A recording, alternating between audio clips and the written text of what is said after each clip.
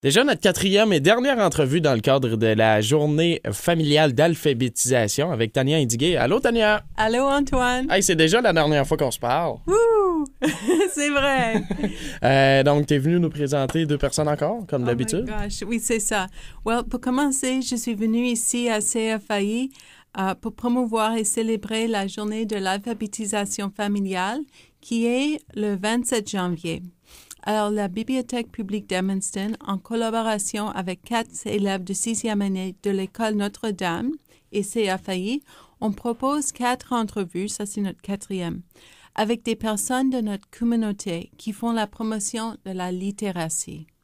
Je suis très fière d'être ici avec François Levasseur, un ambassadeur de la littératie dans notre communauté, et je laisse la parole à François qui va faire l'entrevue de Sylvie Albert, coordinatrice de Kodak pour la région Nord-Ouest. Alors Kodak, Nouveau-Brunswick, est le Conseil pour le développement de l'alphabétisation et des compétences des adultes de Nouveau-Brunswick.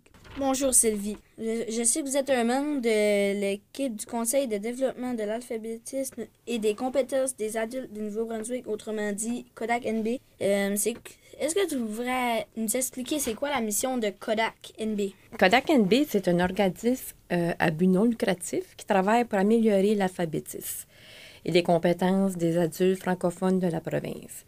Nous mettons en place des initiatives et nous participons également à des initiatives qui sont déjà existantes dans la région. Que veut dire le mot analphabète?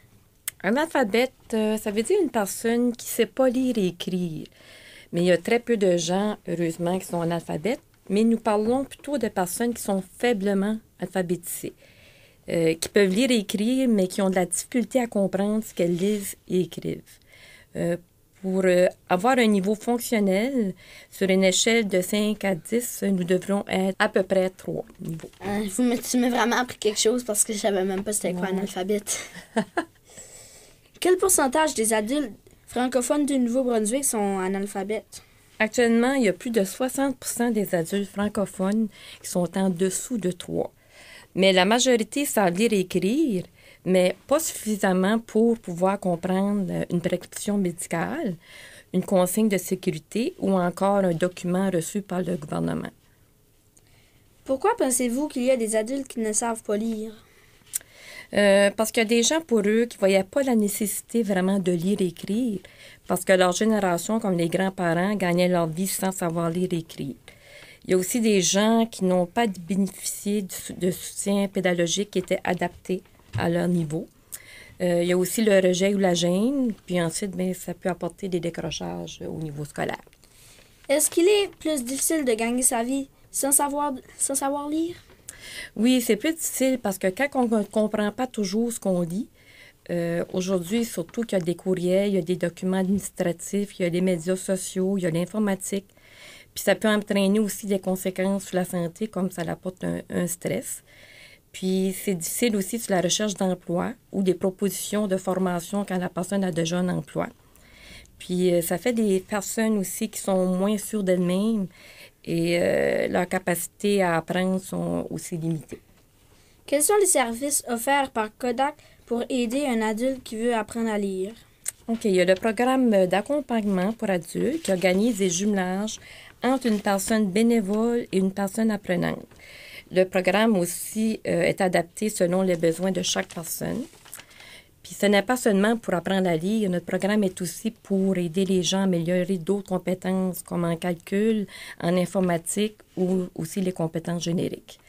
Nous avons aussi le programme que nous appelons l'apprentissage en famille. On organise des cuisines collectives avec les familles. Puis pendant cette activité, nous sommes à l'écoute des besoins. Ensuite, on organise des ateliers avec des personnes ressources. Puis même, tout cela peut avoir un impact sur la réussite scolaire parce qu'un parent qui est moins alphabétisé peut avoir recours au programme d'accompagnement pour adultes. Puis ensuite, ça va lui aider à aider son enfant à faire ses devoirs, exemple.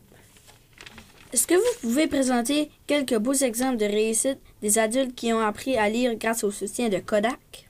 Oui, j'ai une migrante qui ne savait pas parler le français ni l'anglais. Elle a été jumelée avec une personne qui savait parler l'espagnol et qui comprenait l'espagnol aussi. Et nous avons trouvé des outils pour l'aider. Et maintenant, c'est plus facile au niveau de son emploi et son intégration sociale. Il y a des personnes âgées aussi qui veulent apprendre leur tablette pour communiquer avec leur famille qui reste à l'étranger.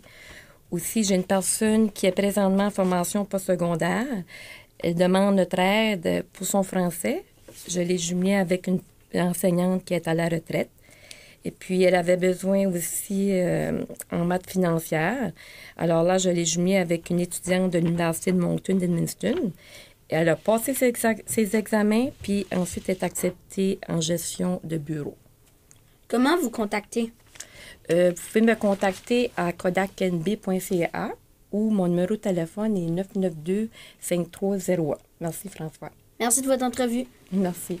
Merci beaucoup, François, pour l'entrevue. J'ai beaucoup appris grâce à vos questions. Alors, j'aimerais juste insister que nous allons célébrer la journée d'alphabétisation familiale le 27 janvier à la bibliothèque. Nous avons quand même des activités qui se passent à travers le mois de janvier. Si vous avez des questions concernant nos activités, vous pouvez nous téléphoner au 735-4713. Bonne journée.